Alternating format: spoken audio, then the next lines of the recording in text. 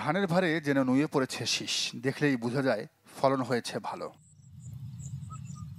বাংলাদেশ ধান গবেষণা ইনস্টিটিউট উদ্ভাবিত উচ্চ ফলনশীল ব্রি ১০৮ জাতের এই ধান চাষ করে প্রথমবারই বাজিমাত করেছেন দিনাজপুর সদর উপজেলার কমলপুর এলাকার কৃষকরা। একটা আমি কোনো ব্লাস রোগও এখনো দেখতে পারিনি, কারেন্ট রোগও দেখতে পারিনি।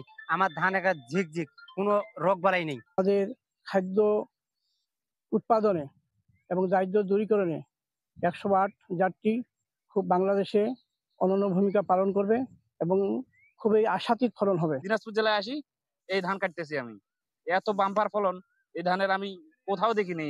কৃষি সম্প্রসারণ অধিদপ্তরের হিসাবে অন্যান্য জাতের ধানের উৎপাদন যেখানে হেক্টর প্রতি সর্বোচ্চ ৭.৫ টন, সেখানে এই জাতটির ন্যূনতম উৎপাদন ১০ টন।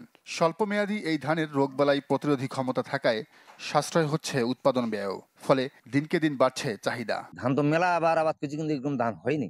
এইবার যে ধানটা দেখছি এইটার আমার ভীষণ লাগবে, বীজ লাগে বীজ। যে ধান লাগাইছিলাম এই ধান আমি বাদ দেবো। ধান খুব সুন্দর ধান, এই ধান আমি আগামীতে লাগাবো।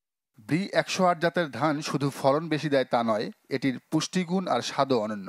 তাই কৃষক আর ভোক্তার চাহিদার কথা মাথায় রেখে পর্যাপ্ত বীজ সরবরাহের উদ্যোগ নিচ্ছে কৃষি সম্প্রসারণ অধিদপ্তর।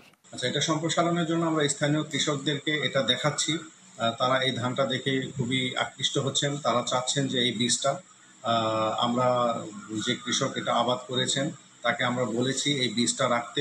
আর এমনি আমরা বিভিন্ন ইউনিয়নে কিছু ধান এটা সংগ্রহ করে রাখছি, যেটা আমরা আগামীতে কৃষকদের মাঝে এটা সম্প্রসারণের জন্য ভূমিকা রাখতে পারি। ২০২৪ সালে জাতীয় বীজ বোর্ডের ১১১তম সভায় ব্রি ধান ১০৮ নামের জাতটি বোরো মৌসুমে সারা দেশে চাষাবাদের জন্য অবমুক্ত করা হয়।